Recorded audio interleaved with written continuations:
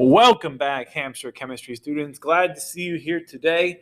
In this video, we're going to be taking a look at a couple of different notes and examples. We're going to be trying to best understand our phase diagram graphs. And these will help us better understand how temperature and pressure affect different topics and different subjects in chemistry. What you're going to need here in the next few moments is a paper and ideally 3 colors to take notes with together. I have 3.64 billion colors available to me. Oh, of course. I should introduce you guys. I'm sorry, we got an interruption there, but we have our friend Slowbot here. Okay, the district had some extra money laying around, and we tried to invest it. Initially, they thought about buying you guys all MacBooks and AirPods Pros, but we decided to get them to try to invest in a digital student to help us teach better. I am here to learn and make human friends. That's great, Slowbot. I'm looking forward to hearing more from you. But let's get together and let's talk about how we're going to be discovering things together today. So, like I said, you're going to need some colors and some notes. And we're going to be writing out a phase diagram. There's a lot up here on the board right now. Take a minute or two and write out what I have. And you can see that on the x-axis, I have the temperature, and on the y-axis, I have pressure. Again, take a second and write down what I've got here.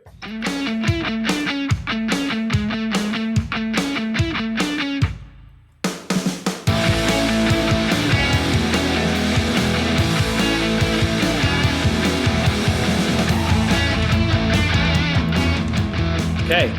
I assume you're with me, and I assume you've got what's going down. So here's the thing. Lots of stuff on this diagram, on this graph. But the good thing is you've heard of most of these kinds of things before.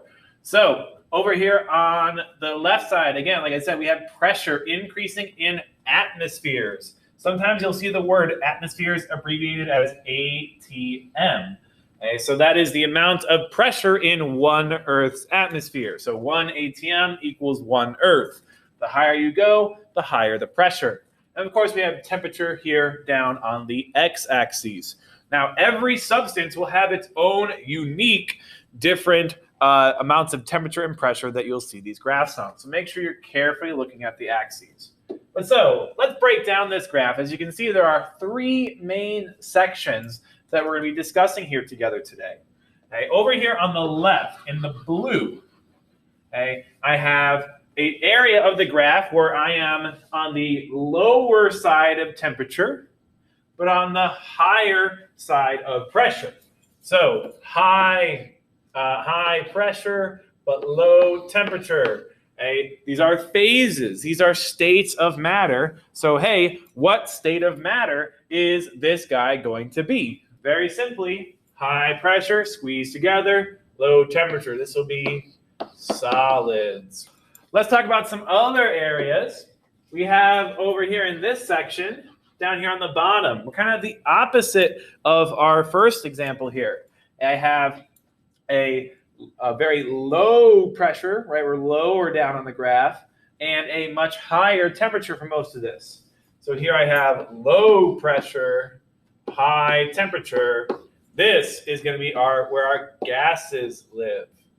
Okay, so if I'm identifying a substance and it's at 1 atmosphere and 10 degrees Celsius, that would be a gas state for this substance.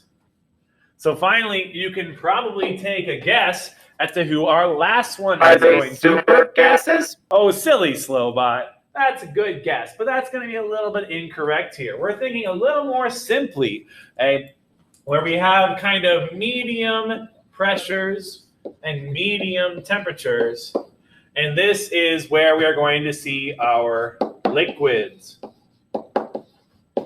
So our last section here, we have number 4. Slowbot heard about plasma. Is this them? Oh, Slowbot, wait and listen.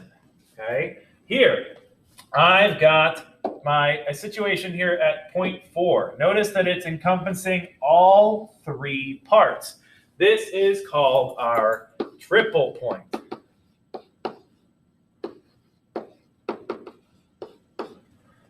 So In this scenario, you're going to be taking a look at... This must be where Slonium goes. No, Slowbot. Slonium is not a real thing. That's crazy. So, really what's happening here in the triple point, you are having a situation where you have all three states of matter existing in one space in your graph. So here is where you see a solid, a liquid, and a gas at the same time. So they are all together at the same space. This gets a little crazy and a little funky, and we'll talk about it more soon later. But for right now, those are our main three areas of our graph. Our solids in the blue, our liquids in the green, and our gases in the red. But I also want to talk about these little lines that are represented here. Notice I have one for each of our main lines crossing backwards and forwards. These may look scary, but they're very simply just your phase changes.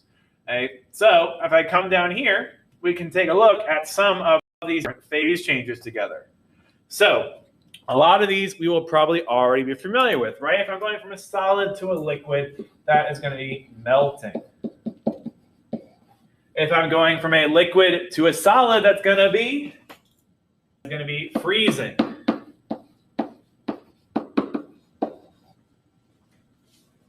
Going from a liquid to a gas, and it's going to be pretty straightforward. It's going to be boiling.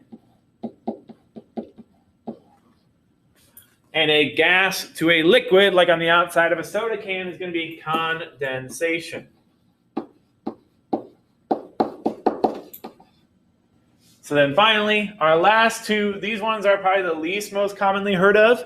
If you're going from a solid to a gas, that is, think about like dry ice at Halloween. This is called sublimation, where a solid